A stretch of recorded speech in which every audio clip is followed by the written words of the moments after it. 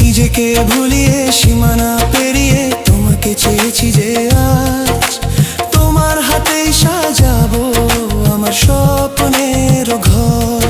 আমি তোমার প্রেমে পড়ে দুনিয়া ভুলে গেছি।